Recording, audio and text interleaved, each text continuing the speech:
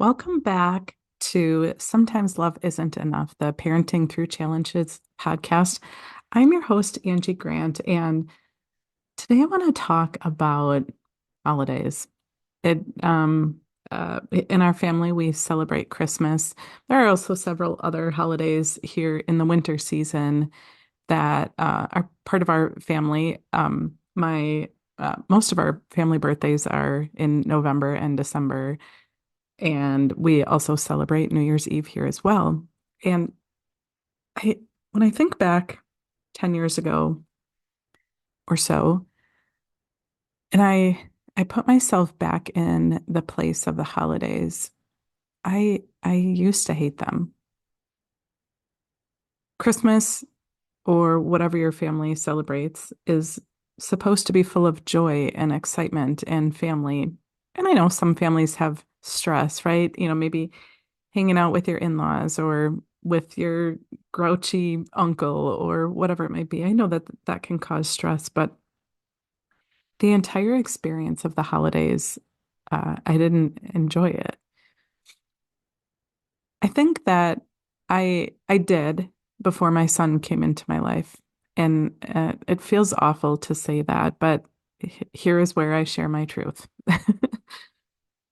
That when my daughter was younger, so she was about 10 when we adopted our son, and she enjoyed the holidays. They were easy for her. She didn't really ask for much of anything. We'd go through the look through the wish list to find some things that she wanted, but I always got the impression that she was happy just to be with us, to have see the lights and decorate the tree and play in the snow and do all of the family holiday things.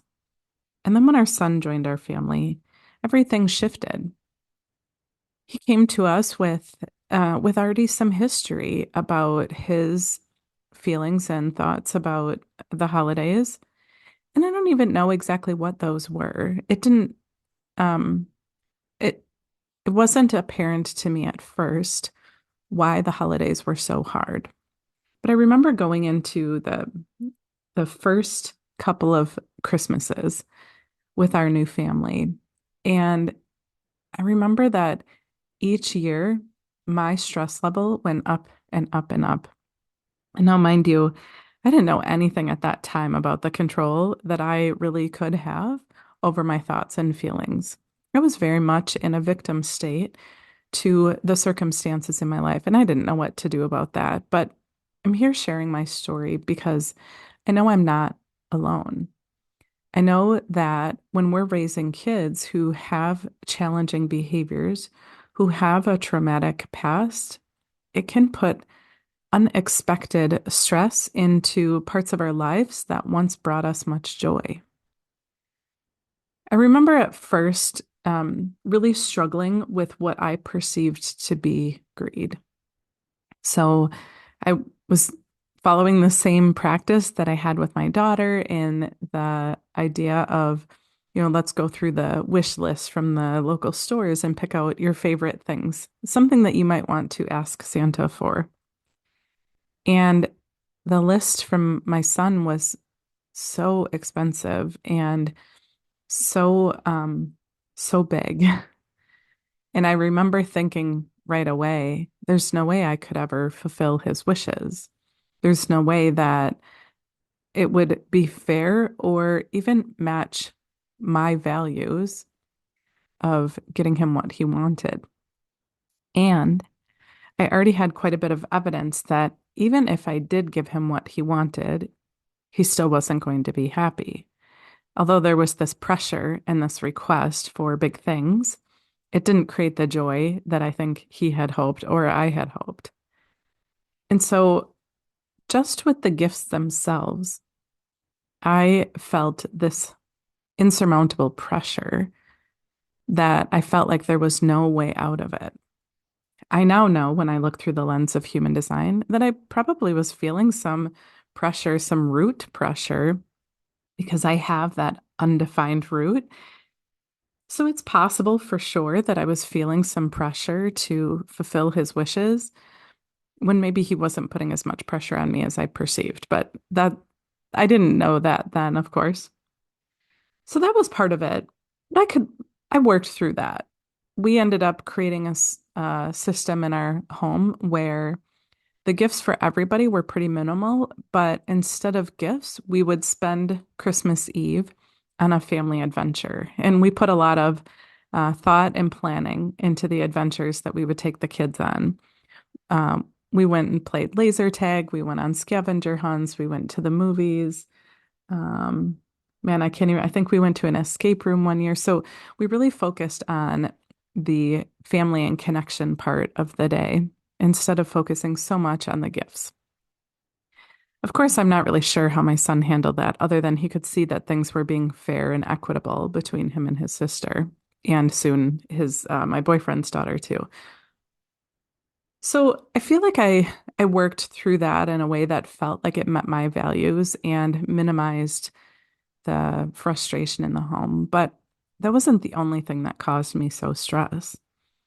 And in fact, the thing that caused me the most stress was going out to connect with family, going to family members' homes for the holidays. And I remember just struggling so much with the fear of leaving my son unsupervised. In our home, we were dealing with so many behaviors that we had systems in place in our home to, minimize the problematic behaviors, minimize the stealing, minimize the sneakiness, or at least feel like I had it under control, whatever in the heck that means. But that fear of going to other people's homes where maybe they didn't feel the need to, lock up their wallets or purses or keep their car keys hidden or things like that caused me so much stress. And at the time, caused me to create a dynamic of changing the perception of the people in our lives, right? Telling family members that we're coming over, and I ask that if you want to ensure that none of your things go missing, lock up things that matter to you. And I hated it. I hated everything about that dynamic of not trusting my son. I hated that dynamic of being on edge every moment while we were hanging out with family during a time that was supposed to be filled with joy and love and connection and family.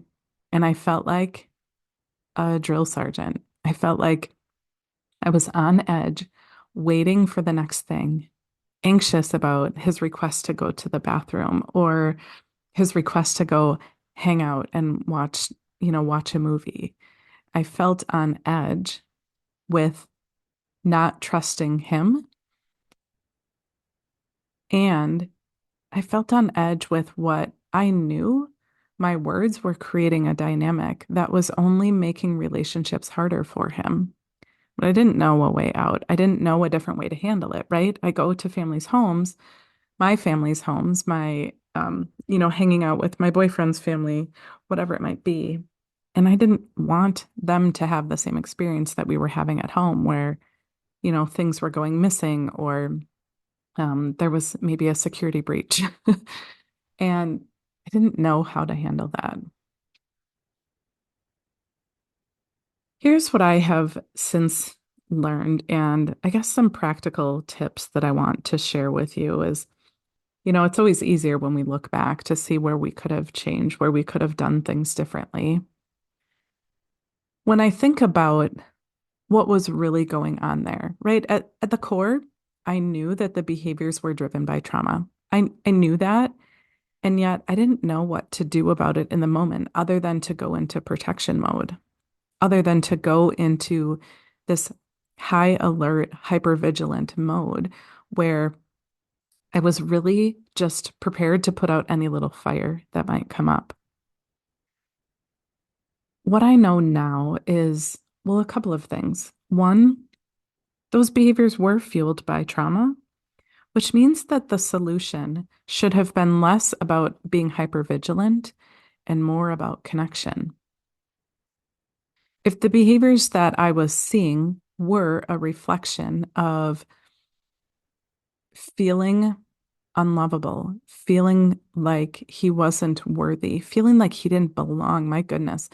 I think about it now, being an adopted child in a home where everybody's kind of worried about him making a mistake, stealing, sneaking, whatever it might be. Of course, he felt like he didn't belong. And I unknowingly fueled that fire. I thought that I was protecting all of the people that I love, my son included, right? I didn't want him to get in more trouble. I didn't want people to hate him. And yet, by me focusing on the behaviors and instead of focusing on the real underlying issue, the resiliency key that was broken, was damaged. By me focusing on the behaviors and trying to mitigate, I was really missing the point. Like I said, holidays are about family, they're about connection. And that's not how I was spending my energy. I was spending my energy on being in survival mode. And I get it, right? Like, I know how humans work. And when we feel fearful, we go into survival mode.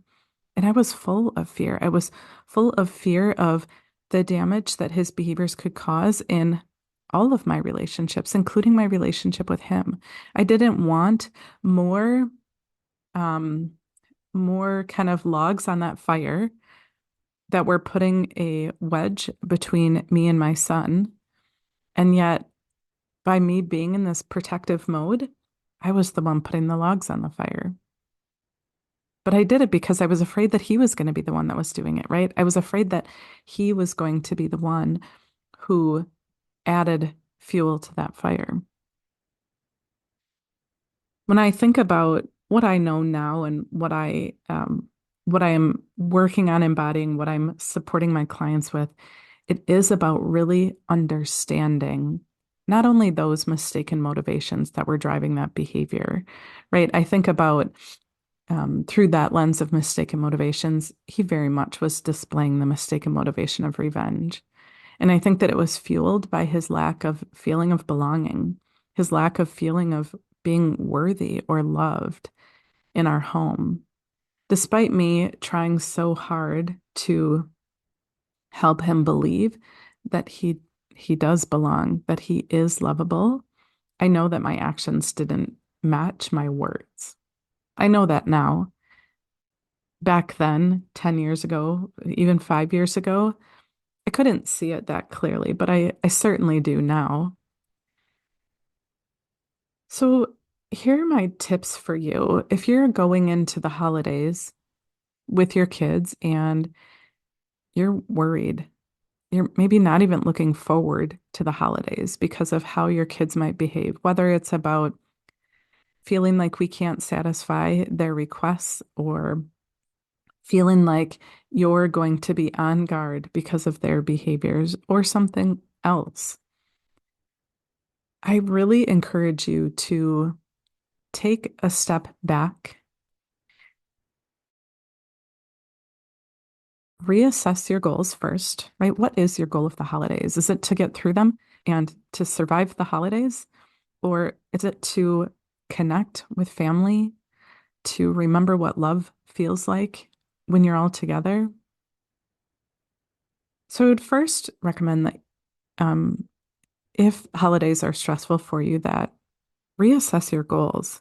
Really think about it. I don't think that we do that, right? We don't take a step back before we go into the next thing. We're creatures of habit and we just keep going through the hamster wheel of the next day and the next day and the next day without really thinking through why we're doing it or what we hope the outcome to be. We instead go into each new day, oftentimes with fear, with fear that it's going to be just like it was the last time, which caused us stress, or fear. Yeah, just we go into our days with either fear or just no planning at all. So, what do you want? What is your goal for the holidays with your family? And then after you've established your goal, I would really encourage you to to assess yourself and your loved ones, to really ask yourself, do I feel confident that my child will feel like they belong while we're, at our holiday gatherings? Do I really, do I really in my heart believe that my child will feel like they're loved, feel like they're valued, feel like they're precious, feel like they're empowered over what's happening in their life? Do they get a choice about where you go or what you do or how much time you spend there? Or do you follow obligations of what you think you're supposed to do? And if, as you're assessing your kids and assessing yourself through just a handful of the resiliency keys, if you find that your answer is no to any of them, right? If your answer is, my child probably really doesn't feel like they belong, or my spouse really doesn't feel like they're empowered or have any kind of choice over what's happening, then reflect on what can you do about that. Right? We can't control other people at all, but the way that we show up for the people that we love, the way that we show up for ourselves, the way that we create space for others to heal and grow and be involved, we get to choose that. We get to choose the kind of space that we give to those that we love.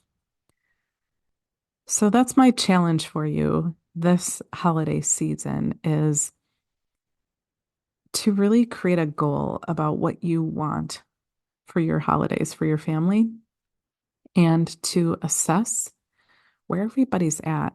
And if anybody's off track, including yourself, then what can you do about that? If you're not sure what to do about it, of course, I always invite you. I'm holding space for you to book a connection clarity call. That this is what I love. I love helping families to reconnect, and I love using where I went wrong, quite frankly, and what I've learned and what I've integrated in my heart, in my family, in the way that I'm approaching the people that I love. I I love using that to support others in doing the same so that you don't have to feel as much pain as I did. It's, I believe wholeheartedly that it is in my design that I had to feel the pain first. I think as humans, we're all designed to struggle. It's part of our growth, right? We have to struggle, but none of us are designed to suffer. None of us are designed to suffer. And yet, oftentimes we find ourselves in that space. And I think when we find ourselves in that space where we're suffering, it should be a key signal to us that it's time to do something different. It's time to take a different approach. It's time to look at things differently or get the support that you need so that you're not in that space of suffering anymore and you're in that space of growth and expansion and connection. I'm also going to be recording a EFT tapping session about holiday stress. So if you haven't checked out my YouTube channel yet, I post videos at least every couple of days. I'm very regularly posting about the energy that we are in. And then I sprinkle in a few other things. So today I'm going to sprinkle in one about holiday stress. So go check it out if that feels right to you.